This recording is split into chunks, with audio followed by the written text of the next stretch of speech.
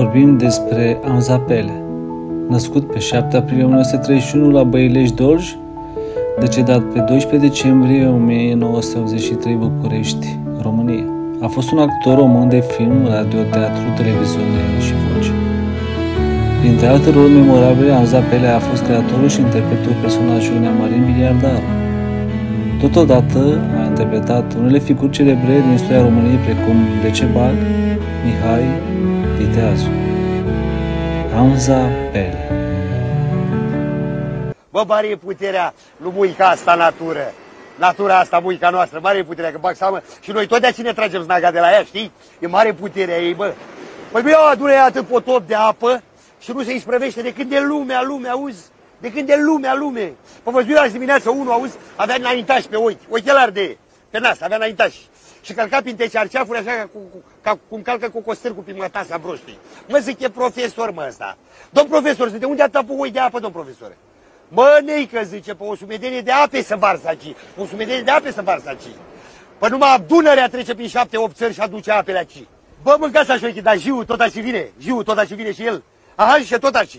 Păi acum dau eu seama de unde e așa marea, puterea ei mare. De la Jiu? Păi, că altfel ea cu vreo 12 metri mai scundă, știi?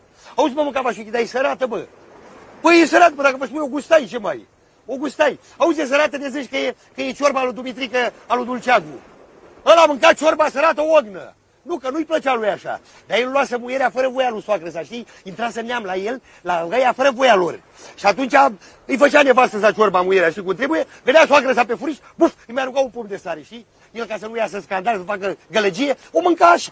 Să învăța să o mânca sărată o ognă. Așa mâncă toată viața. Păi săracul, după ce muri, la 7 ani îl dezgropă, era întreg, numai țoalele putrezite. Păi e sărată ca ciorba, auzi, ca ciorba lui Dumitrică, a lui Dulceagu. Că-mi și zis nepotul meu sucă, că o gustă și el. Păi, zice, auzi, mă, Neamărine, bă, când o îmbătrâni, tu de te-i hodorogi, ce să fac, mă? De băi, și când o ieși la pensie, Aha, ce?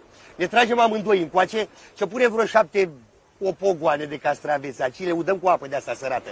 Eu bag seamă prostia mea, crezi castraveți sunt gata murați. Gata murați, crezi. Auzi, mă, mâncă să-și ce-l taie mintea. Păi zi, bă, sucă, dar eu ce treabă am la afacerea asta?